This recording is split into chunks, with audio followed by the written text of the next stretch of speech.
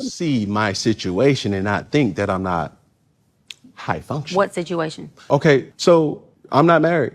I have beautiful children. How many? 8. By how 8. many women? 3. And this is the kicker. I want more. By multiple women? What's the intent? I I'm just saying, want or by God your to bring wife? him. I just want God to bring him. Oh, okay. My desire to get married is lower than my fear of divorce. So, as you had said, Dr. Bryant, you said it, I didn't say it, I will agree. I'm just taking my time.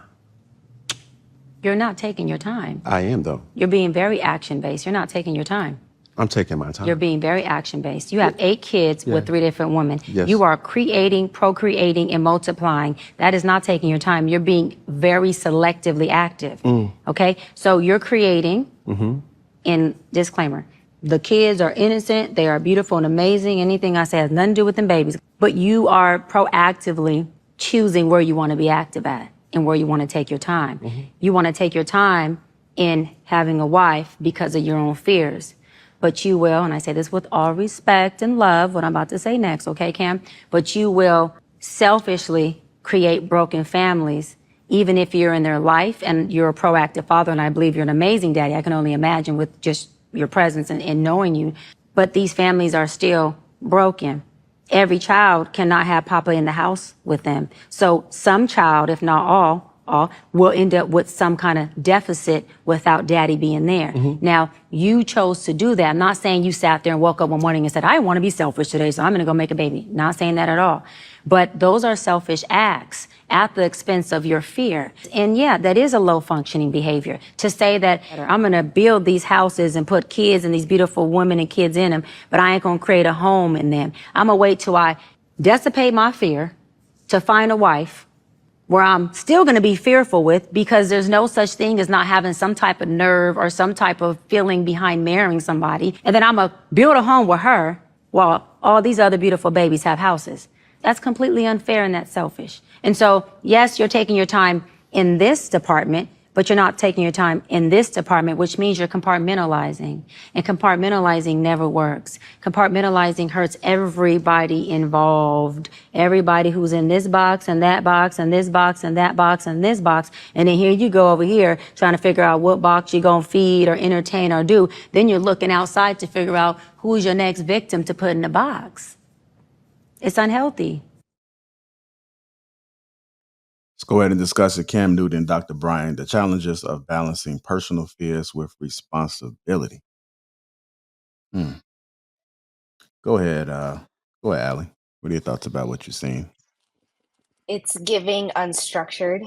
I'm an ambassador that children thrive in structure, and I've practiced that, and I don't see how his lifestyle and his choices have done that, because I feel like I know I've read it somewhere where children who have structured have proper expectations, therefore it reduces their anxiety, this and that and so forth. So how are you supposed to do that if you're not always in the household for your children?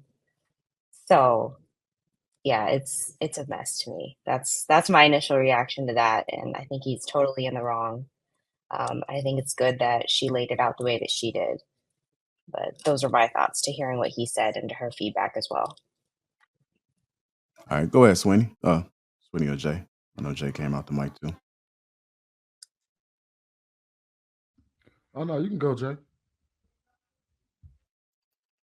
I just think it's one of those things where, just like Nick Cannon, these dudes polish up a turd and feed it to us, because they're financially secure, they polish something up and they present it to us and they get away with it, when in reality, like Ali said, kids need structure, kids need routine. That's something that you can't do if you're not there. You know what I mean? Like, it's impossible. So they're gonna find a bunch of good ways to present it and make it appear like, I get all my kids together and I bring them to the house and we all hang out and, they spend time with each other. All the siblings know each other. All that sounds good, but the day-to-day being a kid coming home with your day-to-day issues, your day-to-day plight, you want someone there that you can share that with, you know, with your losses on the day, things that went bad.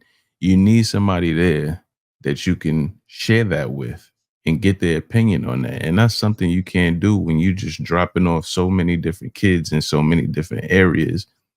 Having so many different kids with so many different women, so many different type of women from different ethnicities to different cultures, different religions. I just can't see the positive in it. No matter how much money you have, like these kids may not have Ferrari. These kids may have Ferraris, but may not know how to read.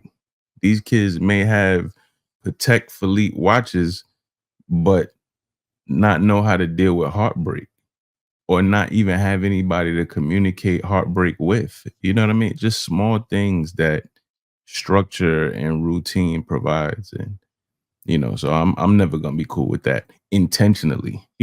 Life happens. You fall in love with people, just like, our grandfathers and shit. That's the big joke. They had families across town that they took care of. They took care of both families. At the funeral, you meet your brother. You're like, damn, you look just like me. JR got a twin he meet at the funeral. That's a lot of how our lives happened back in the day. But to intentionally do that, I think that's a problem. I don't see a positive in that in any way. All right. Go ahead, country. I might get tomatoes thrown at me for this, but I don't think that the whole blame should be on Cam. And I really don't prefer that guy. I think he's a complete idiot. But somebody somewhere is letting this man drop off these babies. And they're doing it heavily. So we can't put the leadership part of the blame on Cam Newton, because he's supposed to be the leader of his kingdom. But I'm pretty sure his baby mamas are not complaining, because they letting him in the door every chance they get. And it's just more of a check every month for them. That's the first thing I wanted to say. But as far as the structure and the fears, um, his priorities are wrong. I think his fear should be more of, without being crass, his fear should be more of maybe catching something than it should be of being committed to one person. And yeah, I think that's the issue. But as long as women are letting him do what he doing, he's being what's the word I'm looking for, y'all? When they're helping them do something that they shouldn't be doing. Enabling. They're enabling Yeah. his quote unquote fear. I'd rather hear him just be like, I want to have a bunch of kids and never get married, and just buy a big plot of land and move all his baby mamas and children on his plot of land, and so everybody can meet in the middle every day. But instead, you know, everybody looking out for themselves and a dollar, and he looking out for himself and I guess his dollar, but the amount of child support he paying is insane. So, I mean, I don't know. I think it's a little bit psychotic on the female and his part. Like, that is trauma from somewhere that he need to find out why he does not want to main somebody up. Just keep dropping seeds off and piling up his child support bill. Perfect. That's a good observation, man. As far as him maybe struggling, as far as him being a leader, and then also the people that are allowing it. But clearly, the kids are not the important piece. It seems to be whatever agenda that they have within themselves may be the priority for them. But go ahead, Miss Taken. What are your thoughts about it, man? I do agree that the women have some accountability, but I guess my thought process in that is if they were okay with it, then I guess the common denominator is him. So even if the women were aware of the other women and they were like, okay, I'm okay with it, which I think is unhealthy anyway. But if those are the women that he's making baby mamas, again, it falls back on him. But so I do say that they have some accountability in being in that situation. But if that's a situation that they're okay with, then that's fine. It is the kids that are the innocent bystanders in that situation, though. So if the mothers are making poor decisions by being okay with the situation, by not having being with the dad in a marriage, or him being in a home full time. And then you have the father that's just wants a bunch of kids and don't really care whether or not, he's around. In either one of those decisions, the kids are the ones that are going to get hurt, right? They're going to be the ones that are going to have to deal with the fallout and the outcome of both parents making poor decisions. So my concern is really more for the kids than the adults, because as an adult, you make you're choosing your consequence, right? You make the choice to be in that situation. So whatever the consequence is as adults that come with that, you have to eat that. But in essence, because there's kids involved, they're also now going to have to deal with the fallout from those poor decisions that have been made. All right. Go ahead, Sweeney. You ready?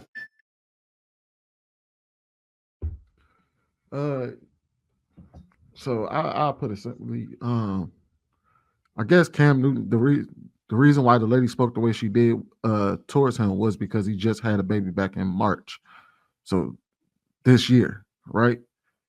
And it is kind of, and we've had conversations on this about this topic about men going out there and creating a bunch of baby mama situations. We talked about Nick Cannon. So y'all know I firmly don't believe in a man creating that type of situation. I always preferred that the man be in the house with his kids. But keep it 100 with you, he has 75 million reasons why he fears marriage. And those ladies have 75 million reasons why they'll give him a baby. And I guess to him is making children is a lot cheaper than getting married and divorced. And that's what he was speaking to, is that he fears divorce more than he wants to get married, but he still wants children. And at that point, I would tell him, don't make no more kids. If you're not going to do it right, don't do it. Don't do it at all. If you're not going to go about it the right way, don't do it at all. But you can't be around here having a baby just as recently as March and still saying that you fear marriage and that you fear this situation. But what about your kids?